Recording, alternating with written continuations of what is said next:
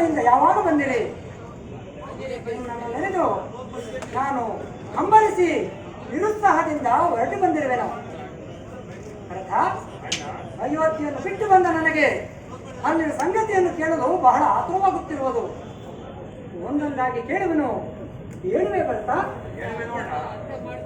ಭರತ, ನಮಗೆ ಹಕಾರ ಉಕಾರಗಳ ರಸಪಾನ ಮಾಡಿಸಿ ಸಚಿವರಲ್ಲೇ ಶ್ರೇಷ್ಠನೆನಿಸಿದ ಮಂತ್ರಿ ಸುಮಂತ್ರರು ಕ್ಷೇಮದಿಂದಿರುವ ಸಹೋದರ. ಸಚಿವರಲ್ಲೇ ಶ್ರೇಷ್ಠರಾದ ಮಂತ್ರಿ ಸುಮಂತ್ರರು ಕ್ಷೇಮದಿಂದಿರುವ ಸಹೋದರ. ಪತಿಯ ಹೆಸರಿನಲ್ಲಿ ಕಣ್ಣೀರು ಸುರಿಸುತ್ತಾ ಒಂದು ಮಾತನ್ನು ಹಾಡದೆ ಮೌನವಾಗಿ ಕಳುಹಿಸಿಕೊಟ್ಟ ಸಹೋದರನ ಲಕ್ಷ್ಮಣನ ತಾಯಿ ಸುಮಿತ್ರಾದೇವಿಯವರು ಕ್ಷೇಮದಿಂದಿರುವ ಸಹೋದರ. ಭರತ, ನವಮಾಸಗಳು ಎತ್ತು ಹೊತ್ತು ತುತ್ತಿಟ್ಟಿ ಮುತ್ತಿಟ್ಟಿ ಜೋಪಾನ ಮಾಡಿ ಕೊಡುವಿಸಲಾರದ ಸಂಕಟದಲ್ಲಿ ಬೀಳ್ಕೊಟ್ಟ ನನ್ನ ಭಾಗ್ಯ ಜನನಿ, ನನ್ನ ಜನ್ಮದಾತೆ ಕೌಶಲ್ಯ ದೇವಿಯವರು ಕ್ಷೇಮದಿಂದಿರುವ ಸಹೋದರ. ಭರತ, ಈ ರಾಮನಿಗೆ ಆರಾಮವೆಂಬ ವನವಾಸವನ್ನು ಕಲ್ಪಿಸಿಕೊಟ್ಟ ನಿನ್ನ ತಾಯಿ ಅಂದರೆ ನನ್ನ ಚಿಕ್ಕಮ್ಮ ಕೈಕಾ ಮಾತೆಯವರು ಸಹೋದರ. ಹೀಗೆ 60,000 ವರ್ಷಗಳ ಕಾಲ ಅವಿಚ್ಛಿನ್ನವಾಗಿ ರಾಜ್ಯಭಾರ ಮಾಡಿ ಕೆಚ್ಚೆದೆಯ 4 ಸುಪುತ್ರರನ್ನು ಪಡೆದಿದ್ದಲ್ಲದೆ ಕೊಟ್ಟುವಾಗ ಎಂಬ ಹೆಸರಿನಿಂದ ಪುಷ್ಪಲತಾ ಎಂಬ ಹನುಮಂತ ನಾಮವನ್ನು ಪಡೆದು ದೇವಾಸುರರ ಯುದ್ಧ ಕಾಲದಲ್ಲಿ ಒಬ್ಬನ ರಚಿಕನಾಗಿ ಹೋರಾಡಿ ಜಯವನ್ನು ಹೊಂದಿ ದೇವಾದಿ ದೇವತೆಗಳಿಂದ ದಶರಥ ಎಂಬ ಬಿರುದಾಂಕಿತವನ್ನು ಪಡೆದ ನನ್ನ ಪೂಜ್ಯ ಜನಕನು ಕ್ಷೇಮದಿಂದಿರುವನೇ ಸಹೋದರ.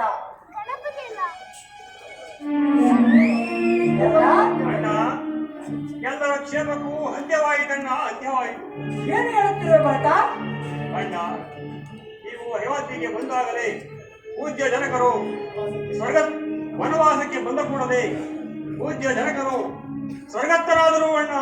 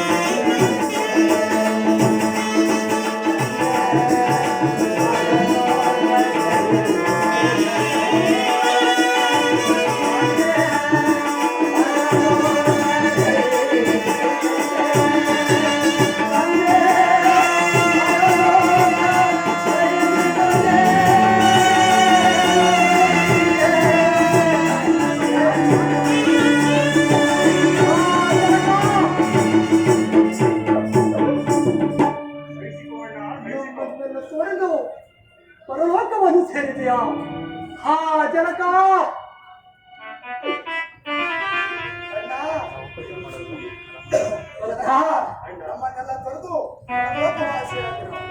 ಸ್ವರ್ಗದಲ್ಲಿರುವ ನಿನಗೆ ಇಲ್ಲಿಂದಲೇ ನನ್ನ ಪ್ರಣಾಮಗಳು. ಜನಕ, ನಮ್ಮ ದುಃಖವನ್ನು ತಾಳಲಾರದೆ ಸರ್ವಲೋಕವಾಸಿಯಾದೆಯ ಹಾ ಜನಕ, ನಿಮ್ಮ ಸನಿಹದಲ್ಲೇ ಇದ್ದು ನಿಮ್ಮ ಸೇವೆ ಮಾಡುವ ಭಾಗ್ಯವು ನಮಗಿಲ್ಲದಂತಾಯಿತೆ. ಭರತ, ತಂದೆಯ ಅಂತ್ಯ ಕಾಲದಲ್ಲಿ ಆತನ ಬಳಿಯಲ್ಲೇ ಇದ್ದು ಆತನ ಸೇವೆಯನ್ನು ಮಾಡಿರುವ ನೀವೇ ಪುಣ್ಯಶಾಲಿಗಳು ಸಹೋದರರೇ. ಇಲ್ಲ ಅಣ್ಣ, ಇಲ್ಲ. ಆ ಭಾಗ್ಯವು ನಮಗೂ ಸಹ ಲಭಿಸಲಿಲ್ಲ ಅಣ್ಣ, ಲಭಿಸಲಿಲ್ಲ. ತಂದೆಯ ಮರಣ ಕಾಲದಲ್ಲಿ ನಾವು ಸಹ ಬಳಿಯಲ್ಲಿ ಇರಲಿಲ್ಲ ಅಣ್ಣ. ಅಯ್ಯೋ ವಿಧಿಯೇ, ಅಂದರೆ ತಂದೆ ಅಂತ್ಯಕಾಲದಲ್ಲಿ ನೀವು ಕೂಡ ಬಳಿಯಲ್ಲಿರಲಿಲ್ಲವೇ? ಇಲ್ಲ ಅಣ್ಣ. ಆ ಜನಕ 60,000 ವರ್ಷಗಳ ಕಾಲ ಅವಿಚ್ಛಿನ್ನವಾಗಿ ರಾಜ್ಯಭಾರ ಮಾಡಿ ನಾವು ಸುಪುತ್ರನನ್ನು ಪಡೆದ ನಿಮಗೆ ಅವಸಾನ ಕಾಲದಲ್ಲಿ ಒಬ್ಬನು ನಿಮ್ಮ ಬಾಯಿಗೆ ಗಂಗೋದಕವನ್ನು ಬಿಡಲಿಲ್ಲವಲ್ಲ. ನಾವೆಂತಹ ನಿರ್ಭಾಗ್ಯದ ಸಹೋದರರೇ.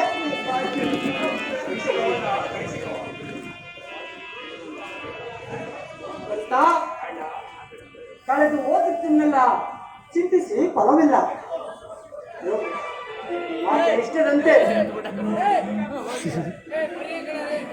ಮಾತೆ ಇಷ್ಟದಂತೆ ಪಟ್ಟಾಭಿಷೇಕ ಆಗಿ ರಾಜ್ಯನಿಲ್ಲದ ರಾಜ್ಯವು ದೇವರಿಲ್ಲದ ಗುಡಿಯಂತೆ. ಏನು ಮಾತೆಯ ಪ್ರಕಾರ ಸಿಂಹಾಸನವನ್ನು ಏರಿ ಸತ್ಯ ಧರ್ಮದಿಂದ ರಾಜ್ಯಭಾರವನ್ನು ಮಾಡು ಸಹೋದರ. ಇಲ್ಲ ಅಣ್ಣ, ಇಲ್ಲ. ನೀನಿಲ್ಲದ ಅರಮನೆಯಲ್ಲಿ ನಾನು ಇರಲಾರೆ. ನೀನು ಅಯೋಧ್ಯೆಗೆ ಬಂದು ಸಿಂಹಾಸನವನ್ನೇರಿ ನಮ್ಮನ್ನು ಆನಂದಪಡಿಸುವ ಬಾ ಅಣ್ಣ. ಮಾತೆಯ ಆಜ್ಞೆ ಪ್ರಕಾರ ನಿನಗೆ ಪಟ್ಟಾಭಿಷೇಕ, ನನಗೆ ವನವಾಸ. ಅದರಂತೆ ನಾನು ನನ್ನ ಕಾರ್ಯದಲ್ಲಿ ನಿರತನಾಗಿರುವೆನು. ಭರತ, 14 ವರ್ಷಗಳ ಕಾಲ ಮುಗಿಯುವ ತನಕ ನಾನು ಪ್ರವೇಶ ಮಾಡುವುದಿಲ್ಲವೆಂದು ಪ್ರತಿಜ್ಞೆ ಮಾಡಿರುವೆನು. ನಿನ್ನ ಭಾಗ್ಯಕ್ಕೆ ಬಂದ ಸಿಂಹಾಸನವನ್ನು ನಾನು ಏರಿದರೆ ದತ್ತಾಪಹಾರ ದೋಷಕ್ಕೆ ಗುರಿಯಾಗಬೇಕಾಗುತ್ತದೆ ಸಹೋದರ. ನಾನಾಗಿಯೇ ಸಂತೋಷವಾಗಿ ಬಿಟ್ಟು ಕೊಡುತ್ತಿರುವಾಗ ದತ್ತಾಪಾರ ದೋಷವು ಎಲ್ಲಿಂದ ಬರುವುದು ಅಣ್ಣ? ಭರತ, ನೀನೇನೇ ಹೇಳಿದರೂ ನನ್ನ ಮನಸ್ಸು ಒಪ್ಪುತ್ತಿಲ್ಲ. ಅಣ್ಣ, ಭರತ, ನನ್ನದೊಂದು ಕೋರಿಕೆಯನ್ನು ನೆರವೇರಿಸಿಕೊಡಬೇಕೆಂದು ಕರಮರಿದು ಬೇಡಿಕೊಳ್ಳುತ್ತೇನೆ. ಏನದು ಭರತ ನಿನ್ನ ಕೋರಿಕೆ? ಅಣ್ಣ, ನೀನಿಲ್ಲದ ಅರಮನೆಯಲ್ಲಿ ನಾನು ಇರಲಾರೆ. ಆದ್ದರಿಂದ ನಿಮ್ಮ ಪವಿತ್ರವಾದ ಪಾಲಿಕೆಗಳನ್ನು ಅನುಗ್ರಹಿಸಿಕೊಡಿ. ಅವುಗಳನ್ನು ನಂದಿ ಗ್ರಾಮದಲ್ಲಿ ಸಿಂಹಾಸನದ ಮೇಲಿಟ್ಟು ಪಟ್ಟ ಕಟ್ಟಿ ನಾನು ನೆಪ ಮಾತ್ರಕ್ಕೆ ರಾಜ್ಯ ಮಾಡುತ್ತೇನೆ. ನಿಮ್ಮ 14 ವರ್ಷ ವನವಾಸ ಮುಗಿದ ನನಗೆ ದರ್ಶನವನ್ನು ಕೊಡದೆ ಹೋದರೆ ನಾನು ಅಗ್ನಿ ಪ್ರವೇಶ ಮಾಡಿಕೊಳ್ಳಿ. ಭರತ, ಇದು ನಿಮ್ಮ ಪಾದದಾಣಿಗೂ ಸತ್ಯವಣ್ಣ, ಸತ್ಯ. ಏನನ್ನು ಆಡುತ್ತಿರುವೆಯೋ ಭರತ? 14 ವರ್ಷಗಳ ಕಾಲ ಮುಗಿದ ಮರುದಿನವೇ ನಿನಗೆ ದರ್ಶನವನ್ನು ಕೊಡುವೆವು. ಆಗಬಹುದೇ? ಧನ್ಯವಾದವಣ್ಣ, ಧನ್ಯವಾದ. ಹಾಗಾದರೆ ಈ ಪಾದಕಿಗಳನ್ನು ತೆಗೆದುಕೊಳ್ಳಿ ಸಹೋದರರೇ.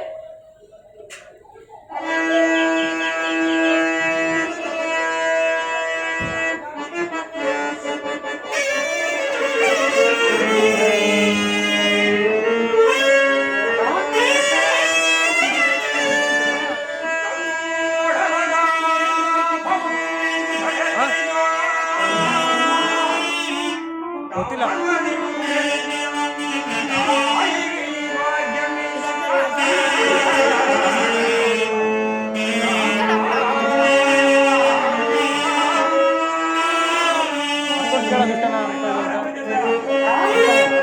ಕೇಳೋದು